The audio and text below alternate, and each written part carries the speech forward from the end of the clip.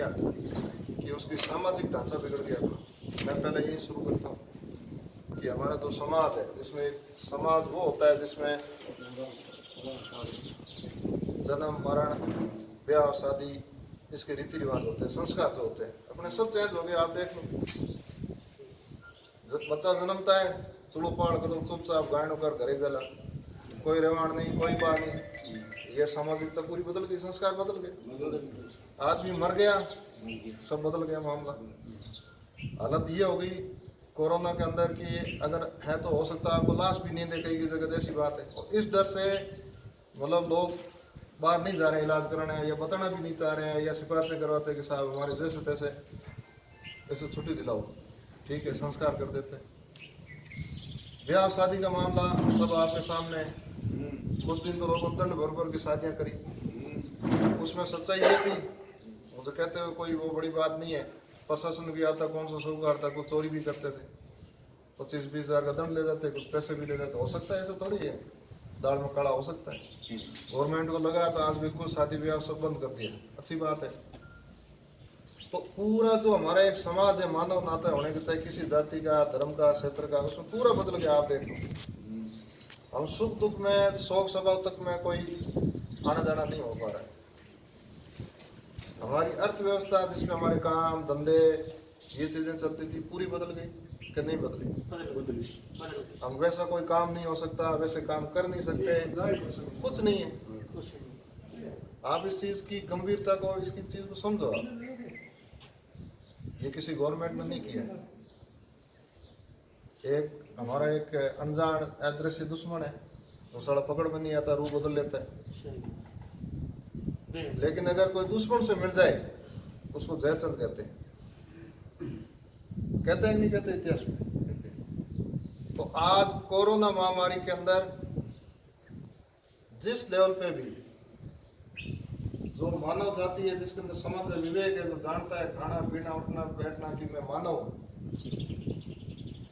Post की छोड़ो आप, वो तो मानव घर में जिसने जन्म लिया समझ है जिसमें, और वो इसके प्रति जागरूक और बचाव के लिए काम खुद के लिए नहीं करता है, परिवार के लिए नहीं करता है, हिदायतों के लिए नहीं करता है, तो वो जयचंद है, मानवता का दुश्मन है। मैं तो ये कहता हूँ,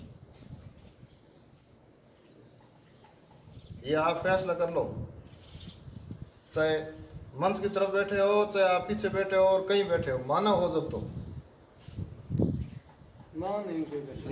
आज सरकारें फेल हो गई, आज प्रशासन फेल हो गया, आज वैज्ञानिक फेल हो गए, चिकित्सा व्यवस्था फेल हो गई।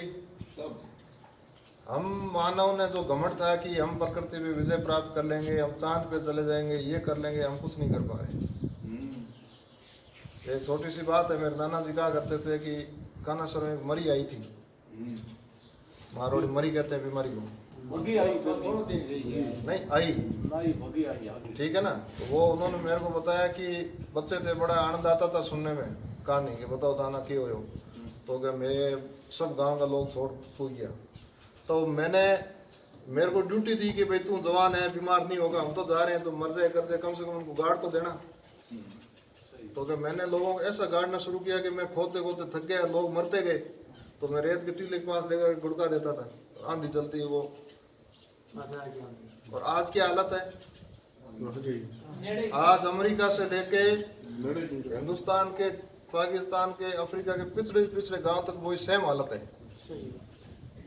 कि नहीं है? हम मीडिया में देखते हैं, कभी गंगा पे नदी पे लाश दिखती है, कभी गंगा पे भाई तृतीय लाश दिख रही है, कभी जेसीबी से गाड़ते हुए दिख रहे हैं, कभी बोलते हैं फलानी गवर्नमेंट आंकड़े छुपा ली। कुल मिला के आदमी मर रहा है ना कुमौत, और बद इंतजामी से एक जानवर से बदतर स्थिति में हाथ नहीं लगा रहे हैं, लगाने नहीं चाहते,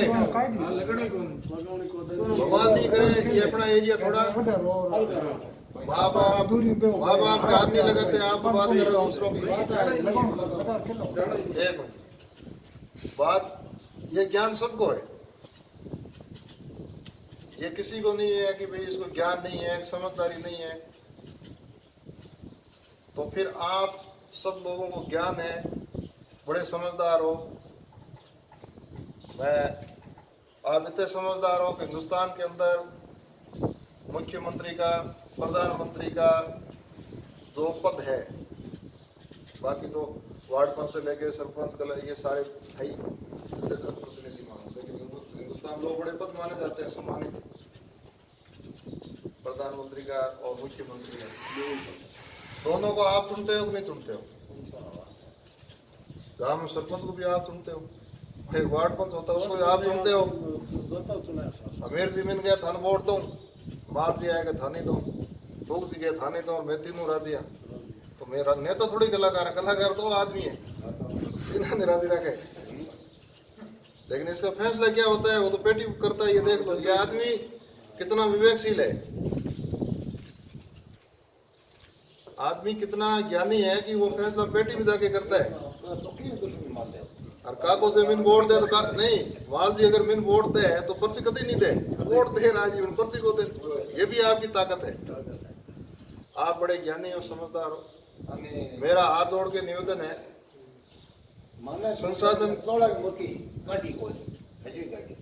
संसाधन देखो संसाधन है, संसाधनों की बड़ी कमी है हमारे यहाँ। मैंने कलेक्टर साहब से मांग करी, एसडीएम साहब से मांग करी, वीडियो से करी, और आप सबकी भावना स्थिति आज बड़ी खराब है कि एक एएनएम है हमारे 4 गांव पे, यहाँ सर, बांसवाड़ा नगर, जमसागर और गांधी सागर। ये भी बेचारी क्या करे, बुजुर्ग महिला है, कहाँ कहाँ आए जाए, अभी फोन आ जाए जमसागर में साथ बीमारी, ये बाकी वहाँ कब जाएगी। तो हर गांव के अंदर कम से कम एक उप स्वास्थ्य केंद्र हो, मैंने गवर्नमेंट से मांग करी है। अब आज वो हो जाए अच्छी बात, नहीं हो तो मैंने ये तत्काल में मांग करी है महामारी के संदर्भ में कि कम से कम ऐसा मेडिकल स्टाफ एक हमें उपलब्ध कराओ जो सर्वे करे। अब आप ये सर्वे में बीएलओ जाता है, मास्टर जाता है, वो क्या सर्वे करेगा? वो तो ये कहेगा इनको खांसी बुखार आता है, फिर एएनएम आती किट दे देती, जांच तो ये करेंगे। तो ये बड़ी दिक्कत है, ये मैंने कल भी नोट करवाई है, और मैं आज इसीलिए मैंने ये मीटिंग बुलाई कि आप और हम 2 वार्ड पंच है, एक सरपंच, 5 वार्ड पंच, हम प्रतिनिधि हैं, लोगों ने हमें चुना है। तो हमारी ड्यूटी सबसे पहले बनती है कि हम जिस तरह से एक रात में पूरे लोगों घर पहुंच जाते थे, वोट वाली पहले रात या 2 रात देख लो, तो हमारे लिए कोई बड़ी चीज नहीं है। और यहाँ इतनी संस्थाएं काम कर रही है, पंचायत के अंदर जो कर्मचारी है, चाहे उपम संचालक हो, चाहे 5 विभाग पंचायत के अंदर में, वैसे भी कृषि का, चिकित्सा का, आपका पीडब्ल्यूडी का, ठीक है, महिला बाल, ये जो आशा सहयोगी वगैरह बैठी सब, तो ये सब मिलकर हम अगर काम करें तो कोई बड़ी चीज नहीं। दिक्कत सिर्फ 2-3 चीजों की आ रही है। एक तो लोग बताना नहीं चाह रहे, तो मैं आज ये 5 वार्ड पंचों की कमेटी बना रहा हूँ, 5 वार्डों में, जिनके साथ 1-1, 2-2 आदमी और रखूंगा। आप सबकी जिम्मेदारी है 5 वार्ड पंचों की कि आप पूरे अपने वार्ड में लिस्ट बना लो, फोन नंबर मैं आपके दे दूंगा उनको, आप सबसे संपर्क करो। ये टीम आती नहीं आई वो चीजें करो। कमेटी पीओ साहब के अंडर में बना रखी कोरोना की, पहले हमें सरपंच इसमें नहीं होता था, लेकिन एसडीएम साहब ने मेंबर बना दिया, तो परसों से ये आदेश चेंज कर दिया। अब ये कमेटी हमारे मार्गदर्शन से इसलिए काम करेगी कि इस कमेटी को काम तो पंचायत में करना है, दिक्कतें दूसरी जगह आती है। तो एक ये इधर धारा जाए, एक धारा ये जाए, एक और एक तो माइनस होते हैं, उसका रिजल्ट 0 है। तो हमने ये उनको सलाह दी 1 और 1 11 बना के हमें काम करने दो। तो इसलिए 1 और 1 11 करने के लिए मैंने पीओ साहब को, इस कमेटी को यहाँ बुलाया, जिसमें ग्राम सेवक जी, एएनएम और पटवारी जी हैं, 1-2 और भी लोग हैं, एक महिला स्वयं संगठन, ये भौरी वगैरह आ गए क्या सारे लोग, ठीक है। तो ये आपका भी गांव के विकास में जो रोल है अब सब बंद है, लेकिन अब नया रोल चालू हो गया, ये काम आप करोगे। ये सब एक नई धारा आ रही है, दूसरी धारा आ रही है, पिछला जो सबक है उससे सबक लो आप लोग, इसमें सुधर जाओ। तीसरी और चौथी आ रही, पता नहीं कितनी खतरनाक है। मैं आपको उसमें एक उदाहरण से समझाता हूँ कि हम छोटे बड़े चाहे कहीं हुए, मच्छरों से बचने के लिए कछुआ अगरबत्ती यूज करी थी हम सब ने, करी नहीं करी, गोड़ के होंगे कछुआ अगरबत्ती देखी, उसके बाद एक टिक्की आई इतनी सी, उसको रखते थे। फिर धीरे धीरे एक ये लिक्विड वाला आ गया आजकल, जिसमें पानी भरा जैसा आता है और उससे मच्छर भागते हैं।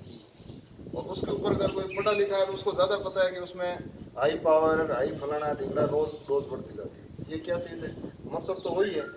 आज कचरा जला के जगाओ, मच्छर नहीं भागेगा। तो ये कोरोना वही चीज है। जो कोरोना पहले आया था वो तो खत्म हो गया, लेकिन वो कछुए अगरबत्ती से जो मर गए मच्छर, जो बाकी बच गए, फिर और जो बच गए, वैसे ये कोरोना बढ़ रहा है। तो ये जो हमारी दवाई और इंजेक्शन खोजबीन हो रही है, उससे टकरा के कुछ तो मर रहे हैं, लेकिन अगर एक भी बच रहा है तो वो नुकसान कर रहा है, वो उससे ज्यादा खतरनाक है।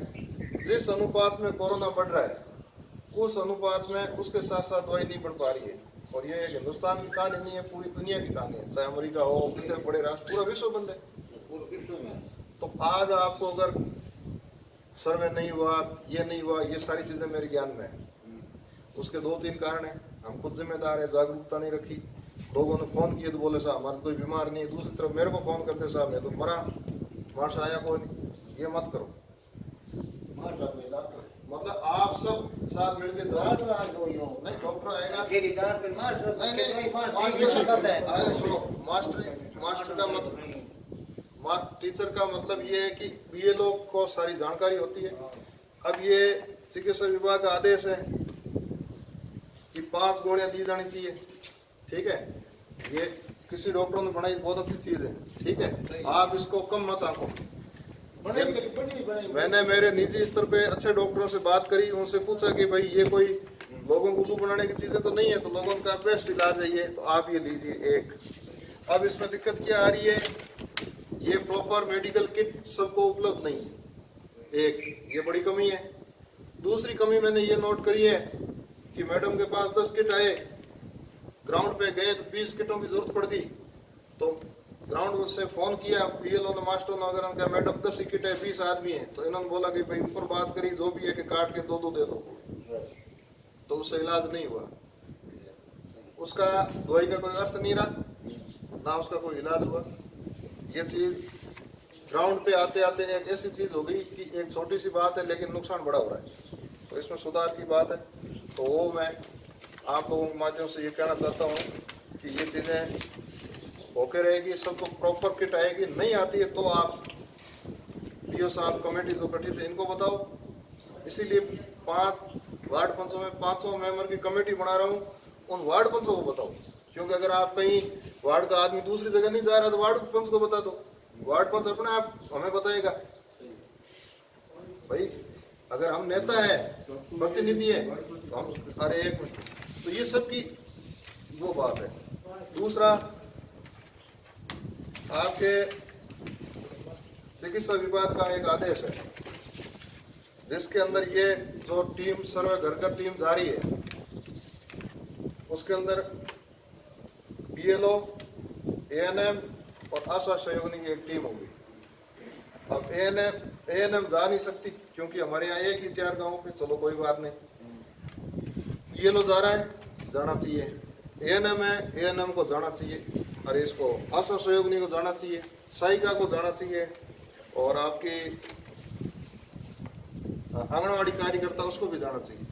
मैं और अभी उनके लिए क्या है, एक प्लस ऑक्सीमीटर, जिसके अंदर एक कितना सा एक मशीन आती है जिसमें अंगुली पे रखते हैं तो उसमें आपकी धड़कन और सांस लेने की दर, क्योंकि ये फेफड़ों पे सीधा असर करती है, वो मेडिकल डिपार्टमेंट ने कहा है कि वो साथ रखेंगे।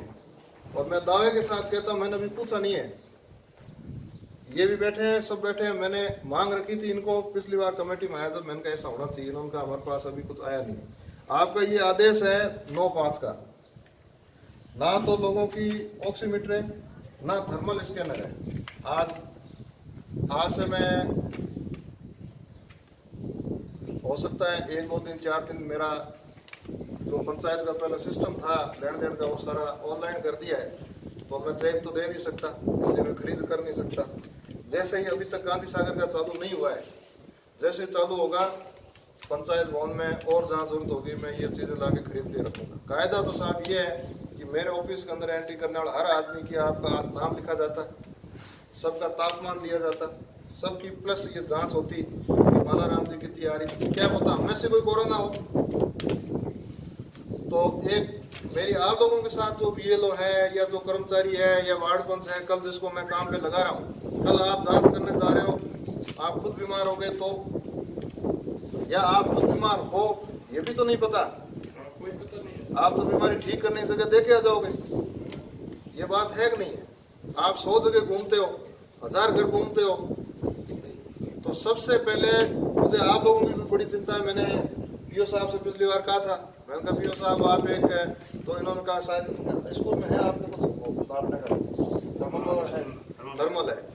तो डेली जो टीम यहाँ से जाएगी, ठीक है, वो पीओ साहब से इनकी अनुमति से जानिए ये टीम बना रहे हैं, तो आप अपना थर्मल चेकअप करके जाओगे या हाजिरी देके डेली चेक कराओगे, वापस आते रिपोर्ट देने फिर चेक कराओगे।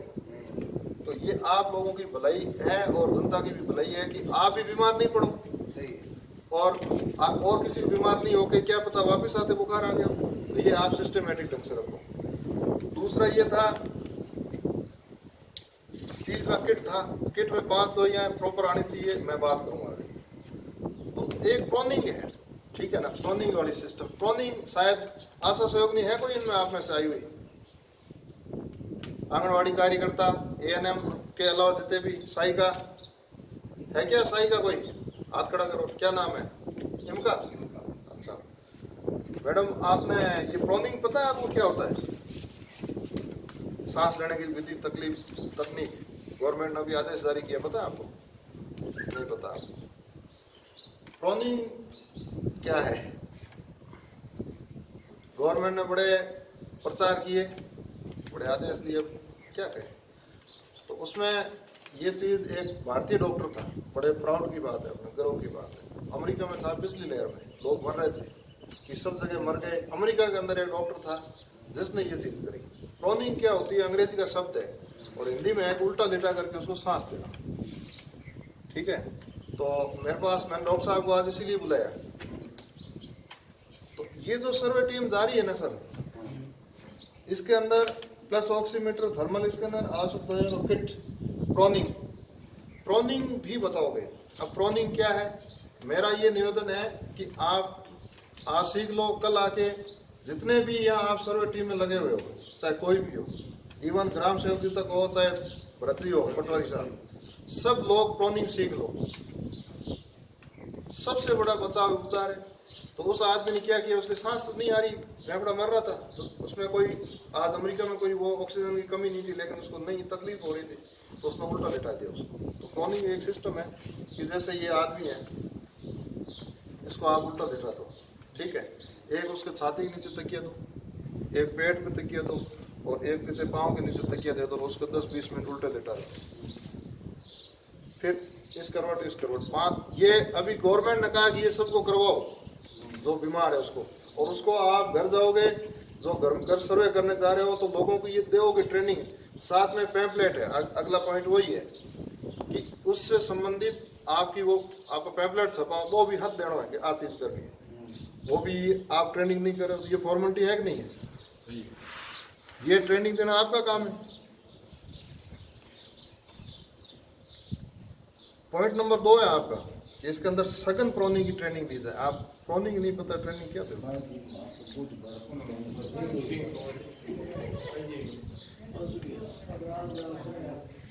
घर घर सर्वे दौरान आमजन को प्रोनिंग के संबंध में पूर्ण जानकारी देते हुए लीफलेट पंपलेट वितरित किए जाए, ठीक है। ये आप अपने डिपार्टमेंट से मांगो।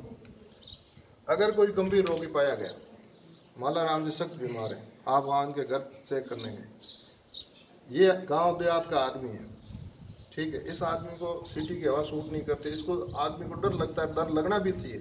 हम बड़ी डरावनी और भयानक तस्वीर देखते हैं टीवी अखबारों में कि साहब आदमी मर गया, उसके आँख गायब थी, किडनी गायब थी, पता नहीं लाश नहीं देते।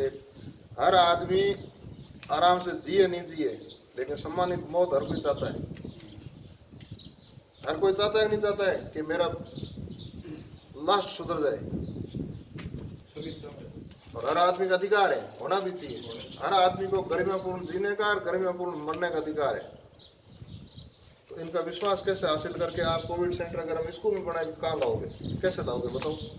आप इनको कैसे समझाओगे कि नहीं साहब आप 2 सेंटर बना रखे आप वहाँ चलिए गांव में, फिर हम आपकी अच्छी दवाई दे के आगे भेजेंगे, इनको संतुष्ट कैसे करोगे?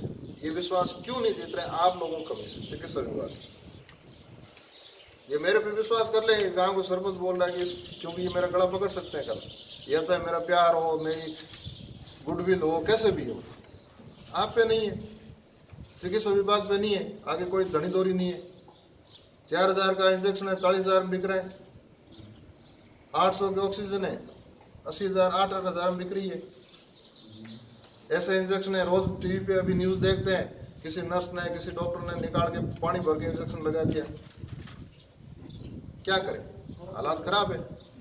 ये दुर्घटनाएं 1-2 है, लेकिन गांव देहात के लोग सुनते हैं, नेगेटिव ज्यादा असर करता है, सकारात्मक बातें धीरे धीरे लोग ग्रहण करते हैं। तो ये चीजें चाहे एक भी है ना, उसको आप सुधारो।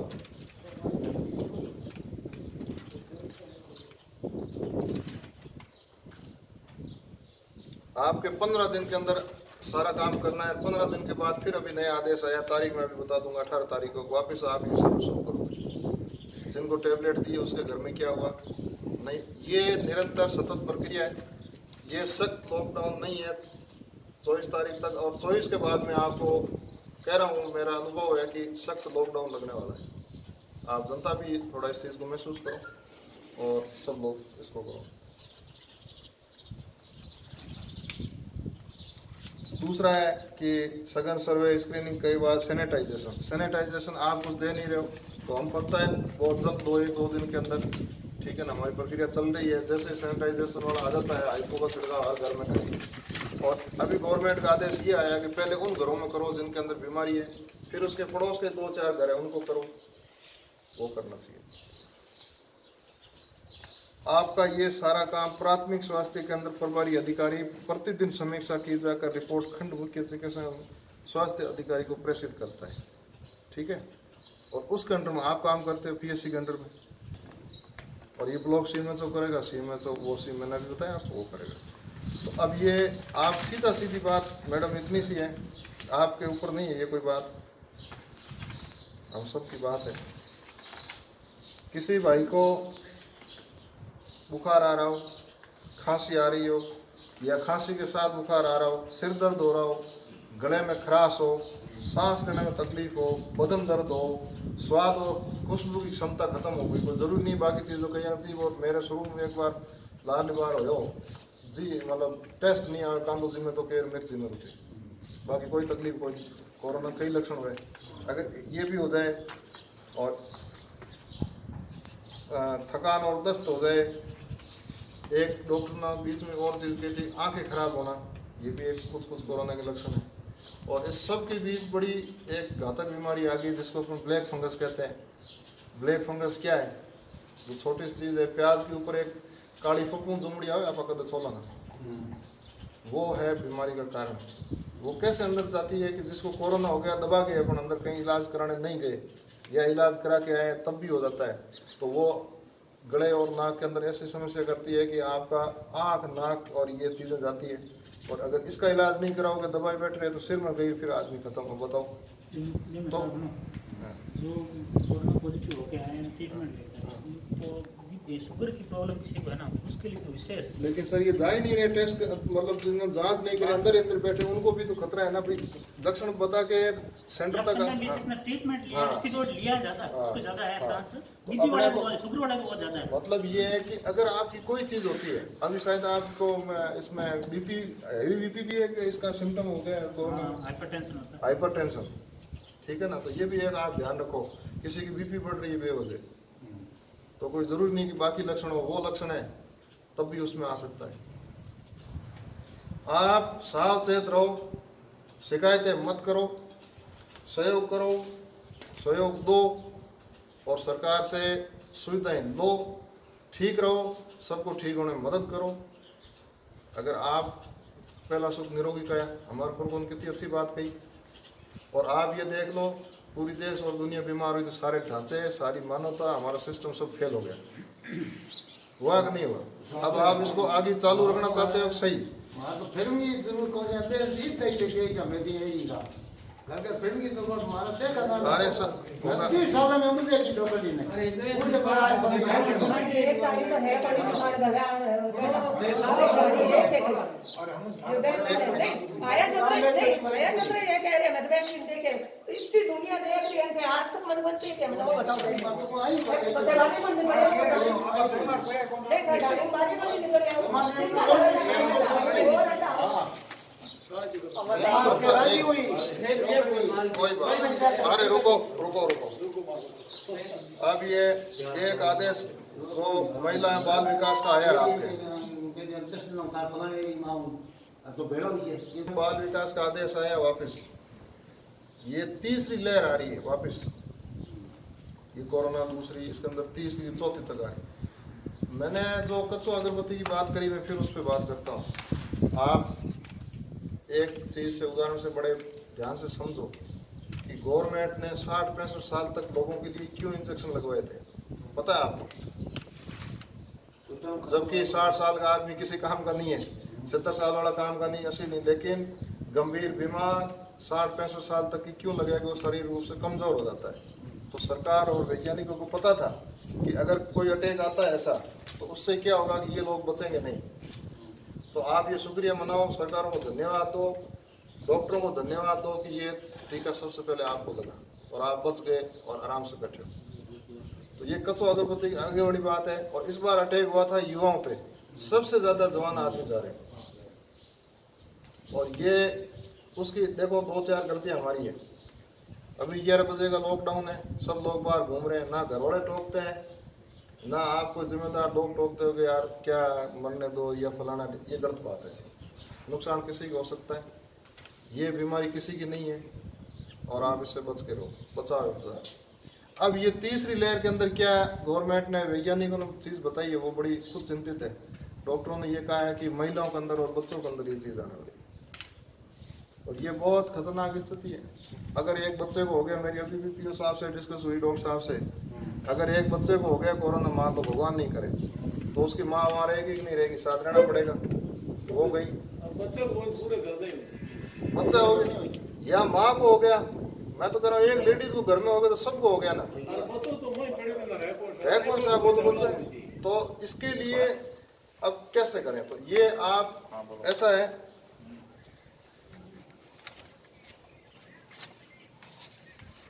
इन सब चीजों को अगर हम सीरियसली निपटना चाहते हैं, बिना शिकायत शिकवे और सहयोग देना चाहते हैं, तो आपके 10 रास्ते हैं। एक रास्ता ये है कि कोई ज़रूरी नहीं है कि हम सरकारों की तरफ ध्यान दें कि साहब साधन लाओ लाओ, जब तक जान चली जाए किसी की, तो ये हमारा मानव होने के नाते फर्ज बनता है कि उसकी जान बचाए, उन पे ध्यान नहीं दें। ठीक, सरकारों की तरफ से कुछ कमियां रही है, मैं रोज़ अखबारों में देखता हूँ, नेता है चाहे किसी पार्टी के हो, आज हमने वहाँ ये दे दिया, आज वो मशीन दे दी। भाई तो आज दे रहा, इतने साल कहाँ था? सीधी सी बात है, चाहे किसी पार्टी का आदमी नेता हो, मंत्री हो, कोई हो, आज दे रहा है तो पहले कहाँ था? आज देने की क्या जरूरत पड़ी तेरे को? आज पीएससी सीएससी जैसी जगहों पे सीबीसी टेस्ट की मशीनें नहीं थी। क्यों नहीं थी? क्योंकि हम जनता कोई मांग उठाते ही नहीं है। देखो पुरखों ने नियम बनाया, पहला सुख निरोगी का है। आज सौभाग्य की बात है, ये बुजुर्ग बैठे हैं, 2-4-10 साफ वालों कम ही आते हैं मीटिंगों में, ही बचे हैं। और इनको इस मोबाइल की पीढ़ी ने खत्म कर दिया, जिंदे ये जीते हुए मार दिया इसको। घरों में बच्चे मोबाइल की तरफ देखते हैं, इनकी तरफ देखते ही नहीं है। और यार झाग जित पर ही लोगन थार के देख लो, ये सत्य बात है, ये गांव और शहर की बात नहीं है, हर घर में ये चीज है। मानवता तो वैसे ही खत्म हो रही है। ये कितने, इनका कितना एहसान है हम पे। पानी नहीं हुआ करता था, खाने को चीजें नहीं थी, सरकार आज की ये हालत, तो पहले कहाँ सरकार थी? हमें जिंदा रखा, अच्छी तरह से पाला पोसा, हम इनकी सेवा नहीं कर पा रहे। लेकिन अभी भी इनका ज्ञान हमारे काम आएगा, इनका ज्ञान काम में लो। और मेरा आप लोगों से निवेदन है, बुजुर्गों से, आप अपनी समझाइश रखो, पीछे की कहानियां सुनाओ, क्या दुख दर्द थे। आज सांसें बिक रही है, ऑक्सीजन बिक रही है,